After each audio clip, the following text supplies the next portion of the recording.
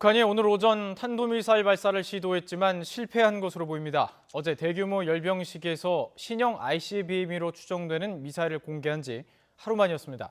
취재 기자 연결해 보겠습니다. 강정규 기자. 네, 통일외교안보부입니다.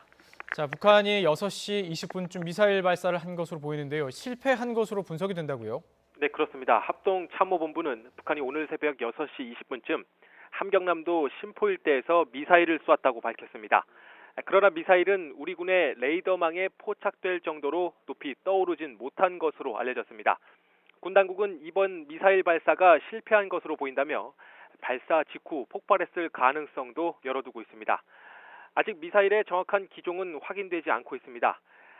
북한은 앞서 지난 5일에도 함경남도 신포에서 탄도미사일 한 발을 쐈는데요. 당시 미사일은 동해 쪽으로 약 60여 킬로미터를 날아간 뒤 바다에 추락했습니다.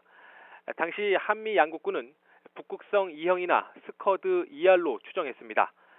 신포는 고체연료 계열의 잠수함 발사 탄도미사일 SLBM의 개발 단지가 있는 곳입니다. 따라서 북한이 기존의 액체 연료 미사일을 고체연료 기반의 미사일로 개량했거나 새로운 형태의 미사일 발사를 계속해서 시도하고 있다는 분석도 있습니다. 북한은 어제 김일성의 105번째 생일인 태양절을 맞아 열병식에서 신형 장거리 미사일을 선보였는데요.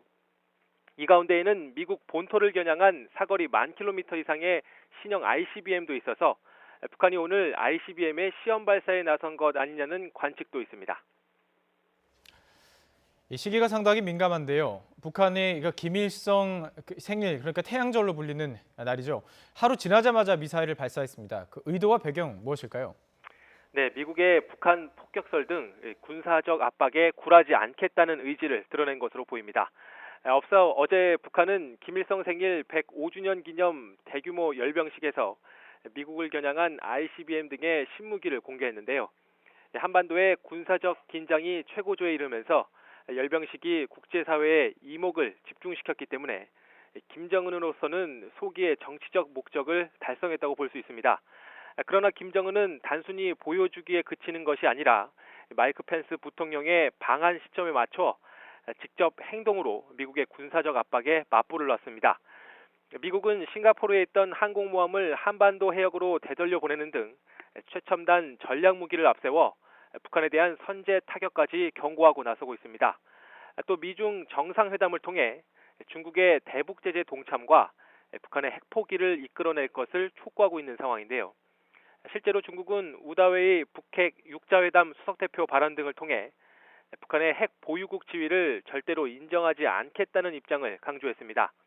따라서 북한의 오늘 미사일 발사는 미국뿐만 아니라 중국에 대한 반발의 의미도 있는 것으로 풀이됩니다. 다만 미사일 발사가 실패로 추정되면서 김정은은 체면을 구겼는데요. 군 당국은 북한이 지난해에도 무수단 미사일을 하루에 여러 차례 발사한 전례가 있는 만큼 오늘 추가 발사를 시도할 가능성을 열어두고 신포 일대를 집중적으로 감시하고 있습니다. 지금까지 통일외교안보부에서 YTN 강정규입니다.